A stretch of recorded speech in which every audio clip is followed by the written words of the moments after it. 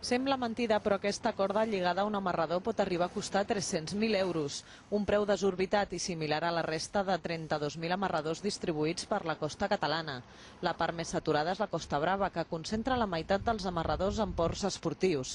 La prioritat de DIN, l'Associació d'Indústries, Comerç i Serveis Nàutics, no és l'augment del número d'amarraments, sinó la millora de les condicions dels ports existents.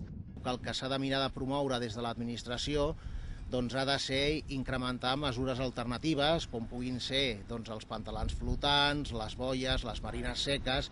Es tracta de prestatges metàl·lics on s'apilen les embarcacions de manera automatitzada per així estalviar espai i evitar la saturació de vaixells. No podem pretendre tindre ports a cada localitat costera perquè hi ha que respectar l'ecologia.